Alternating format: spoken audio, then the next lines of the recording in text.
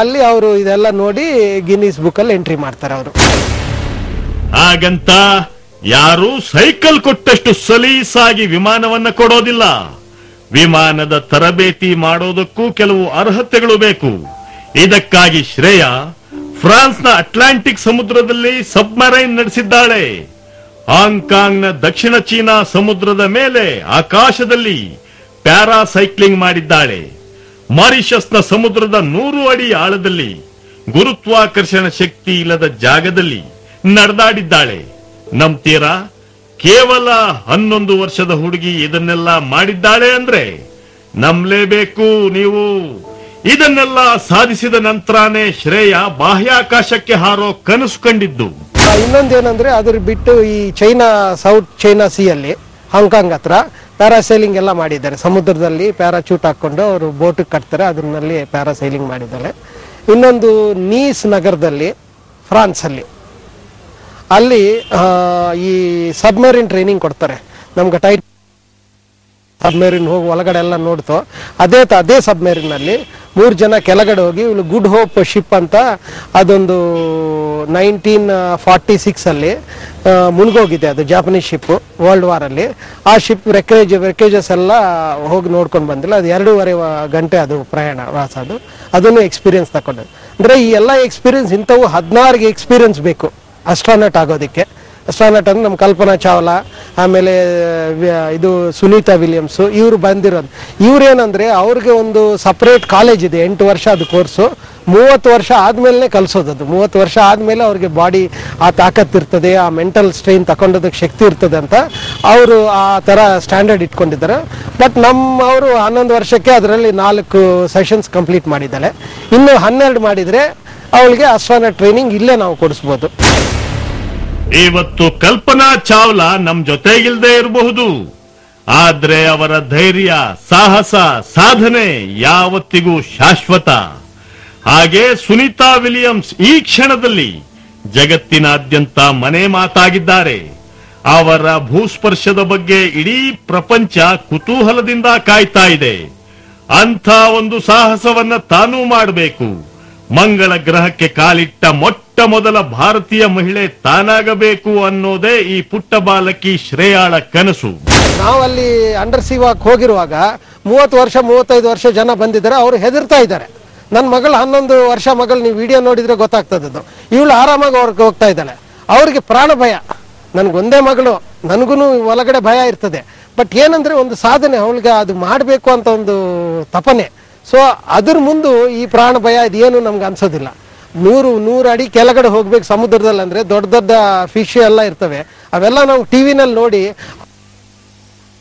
ಬರ್ತಾ ಇದೆ. ಸಮುದ್ರದಲ್ಲಿ 55 ಕಿಲೋಮೀಟರ್ಸ್ ಒಳಗಡೆ ಕರ್ಕೊಂಡೋಗಿ ಅಲ್ಲಿ ಅಂಡರ್ ಸಿ ವಾಕ್ ಮಾಡಿಸಿರೋದು. ಅಲ್ಲಿ ಎಷ್ಟು ಗಾಳಿ ಅಂದ್ರೆ 140-150 ಕಿಲೋಮೀಟರ್ ಸ್ಪೀಡಲ್ಲಿ ಗಾಳಿ. ನಾನು ವಿಡಿಯೋ ಇಟ್ಕೊಳ್ಳೋದಕ್ಕಾಗ್ತಾ ಇಲ್ಲ, ನಿಲ್ಲಿಯೋದಕ್ಕಾಗ್ತಾ ಇಲ್ಲ. ಅಂತ ಗಾಳಿಯಲ್ಲಿ ನನಗೆ ಬೆವರು ಬರ್ತಾ ಇದೆ. ಅಂದ್ರೆ ನನ್ನ ಮಗಳು ಕೆಳಗಡೆ ಹೋಗಿದ್ದಾಳೆ, ಏನಾಗಿದೆ ಏನೋ, ಯಾಕಂದ್ರೆ ಟಿವಿಯಲ್ಲಿ ನೋಡ್ತಾ ಇದೀವಿ ಅವಳನ್ನು. ಆ ತರ ಪ್ರೋತ್ಸಾಹ ಅಲ್ಲಿ ಕೊಡ್ತಾರೆ. ಇಂಥ ಅದ್ಭುತ ಪ್ರತಿಭೆ ಶ್ರೇಯಾ ಸಾಧನೆಯ ಹಿಂದೆ ಏನಿದೆ? ಈಕೆಯ ಆತ್ಮವಿಶ್ವಾಸದ ರಹಸ್ಯ ಏನು? ಈ ಎಲ್ಲ ಸಾಧನೆಗಳ ಅನುಭವ ಏನು? ಅದನ್ನೆಲ್ಲ ಮಾತಾಡೋದಕ್ಕೆ ಶ್ರೇಯಾ ಮತ್ತೆ ನಾಳೆ ಬರ್ತಾ ಇದ್ದಾಳೆ. ನಮಸ್ಕಾರ.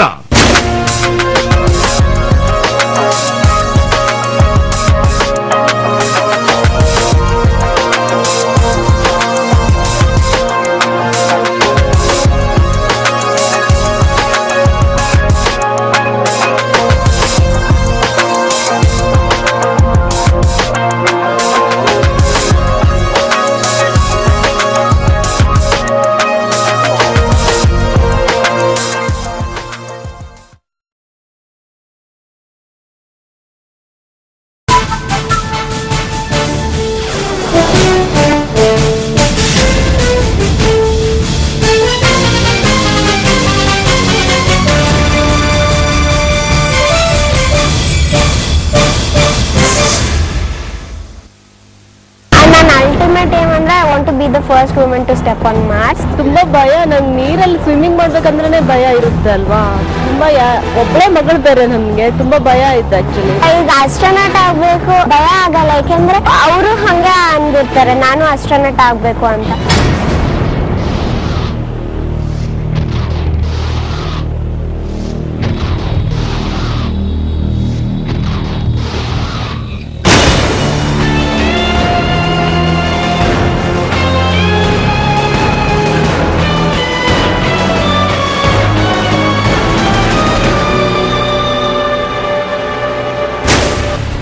ಆತ್ಮೀಯ ವೀಕ್ಷಕರೇ, ಮತ್ತೊಮ್ಮೆ ನಿಮಗೆ ಈ ಅಪರೂಪದ ಸಂಚಿಕೆಗೆ ಸ್ವಾಗತ.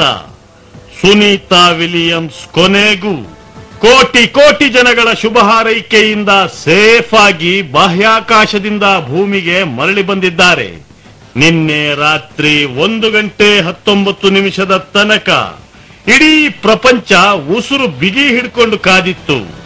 6 ತಿಂಗಳ ಹಿಂದೆ ಅಂತರಿಕ್ಷಕ್ಕೆ ಹಾರಿದ ಸುನೀತಾ ವಿಲಿಯಮ್ಸ್ ಮತ್ತವರ ತಂಡ ನಿನ್ನೆ ಭೂಸ್ಪರ್ಶ ಮಾಡೋ ತನಕ ಆತಂಕ ಇತ್ತು. ಇದಕ್ಕೆ ಕಾರಣ 5 ವರ್ಷಗಳ ಹಿಂದೆ ದುರಂತಕ್ಕೀಡಾದ ಕಲ್ಪನಾ ಚಾವ್ಲಾ ಮತ್ತವರ ತಂಡದ ಕಹಿ ನೆನಪು. ಇಂಥ ಸಾಹಸ, ಸಾಧನೆ ಹಾಗೂ ಅತ್ಯಧಿಕ ಅಪಾಯ ಇರುವಂತಹ ಸಾಧನೆ ಮಾಡೋದಕ್ಕೆ ನಮ್ಮ ನಾಡಿನಲ್ಲೇ ರೆಡಿ ಆಗ್ತಾ ಇದ್ದಾಳೆ ಶ್ರೇಯಾ ಅನ್ನೋ ದಿಟ್ಟ ಬಾಲಕಿ. ನನಗೆ ಚಿಕ್ಕವಳಿದ್ದಾಗಿಂದಾನು ಇಂಡಿಯಾನ ಯಾವಾಗ್ಲೂ ಅಮೆರಿಕಾ ಅಂತ ಇದ್ರು ಎಲ್ಲರೂ. ನೀನು ದೊಡ್ಡವಳಾದ್ಮೇಲೆ ಅಮೆರಿಕಾ ಎಲ್ಲ ಓದ್ತೀಯಾ ಅದು ಇದು ಅಂತ. ನನಗೆ ಯಾವಾಗ್ಲೂ ಇಂಡಿಯಾ ಅಂದ್ರೆ ಬಹಳ, ಹುಟ್ಟಿದ ಕಂಟ್ರಿ ಅಲ್ವಾ, ಅದಕ್ಕೆ ಬಹಳ ಇಷ್ಟ. ಅದಕ್ಕೆ ಇಂಡಿಯಾನ ಎಲ್ಲದಕ್ಕಿಂತ ಇಂಡಿಯನ್ ಟಾಪ್ ಕಂಟ್ರಿ ಮಾಡಬೇಕು ಅಂತ ನನಗೆ ಯಾವಾಗ್ಲೂ ಆಸೆ ಇತ್ತು.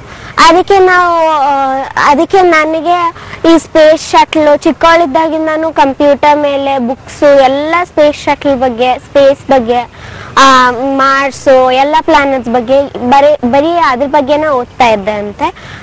ಈಗ ಓದ್ತೀನಿ.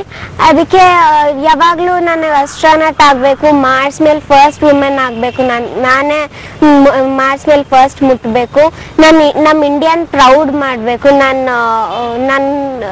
ನಾನು ಇಂಡಿಯನ್ ಅನ್ನೋದಕ್ಕೆ ನಮ್ಮ ಇಂಡಿಯಾ ಇಂಡಿಯನ್ ಇವಳು ಅದಕ್ಕೆ ಇಂಡಿಯಾ ಶುಡ್ ಫೀಲ್ ಪ್ರೌಡ್ ಅಂತ ನನಗೆ ಯಾವಾಗ್ಲೂ ಹಿಂಗ ಆಸೆ ಇತ್ತು. ಆಸೆ ಎಲ್ಲರಿಗೂ ಇರುತ್ತೆ, ಆದ್ರೆ ಶ್ರೇಯಾಗೆ ಆಸೆಯ ಜೊತೆ ಸಾಧನೆ ಮಾಡೇ ತೀರ್ತೀನಿ ಅನ್ನೋ ಅಖಂಡ ಛಲ ಇತ್ತು. ಹಾಗಂತ ಛಲ ಇದ್ದವರೆಗೂ ಸಾಧನೆ ಬಾಗ್ಲು ತೆರೆದುಕೊಳ್ಳೋದಿಲ್ಲ. ಶ್ರೇಯಾಗೆ ಅದು ಸಲೀಸು.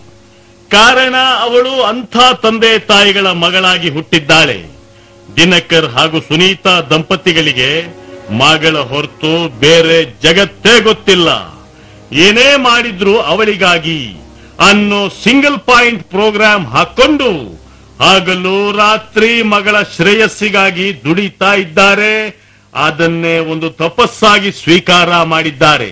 ಯಾಕೆಂದ್ರೆ ಇದು ಒಂಥರ ಒಳ್ಳೇದಲ್ವಾ, ಏನು ಕೆಟ್ಟದಾಗ ಏನ್ ಖರ್ಚು ಮಾಡ್ತಾ ಇಲ್ಲ ಅವರು, ಒಳ್ಳೇದಕ್ಕೆ ಅಲ್ವಾ ಇದು. ಸೊಸೈಟಿಗೂ ಕ್ರೆಡಿಟ್. ಈಗ ಮೊನ್ನೆ ನಾವು ಯುರೋಪ್ ಹೋಗಿ ಬಂದ್ರೆ ನಮ್ಮ ಇಂಡಿಯಾಕ್ಕೆ ಕ್ರೆಡಿಟ್ ತಂದಂಗಾಯ್ತು. ಅವಳು ನಮ್ಮ ಕನ್ನಡದ ಬಾವುಟ ಅಲ್ಲಿ ಹಾರಿಸಿ ಬಂದ್ಲಲ್ವಾ, ಅದು ಆ ಸಂತೋಷ ನಮ್ಗೆ ಬೇರೆ ಎಲ್ಲೋದ್ರೂ ಸಿಗಲ್ಲ. ಮತ್ತೆ ಕ್ರೆಡಿಟ್ ಇದೆಲ್ಲ ನಮ್ಗೆ.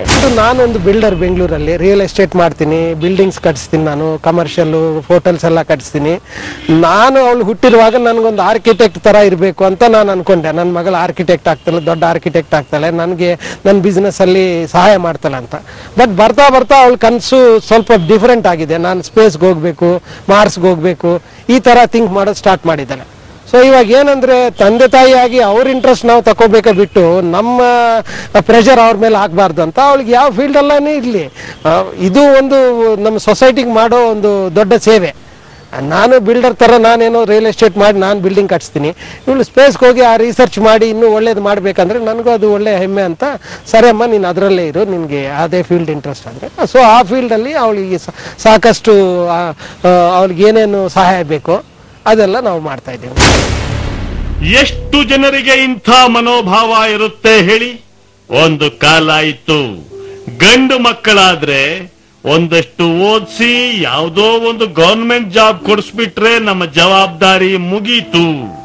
ಹೆಣ್ಣು ಮಕ್ಕಳಾದ್ರೆ ಹೇಗೋ ಒಂದು ಗಂಡು ನೋಡಿ ಮದುವೆ ಮಾಡಿದ್ರೆ ಸಾಕು ಅನ್ನೋ ಮನೋಭಾವ.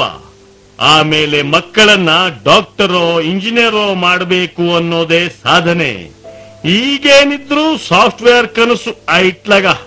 ಇದರ ಮಧ್ಯೆ ಯಾವ ತಂದೆ ತಾಯಿಗಳಿಗೆ ನಮ್ಮ ಮಕ್ಕಳನ್ನ ದೇಶದ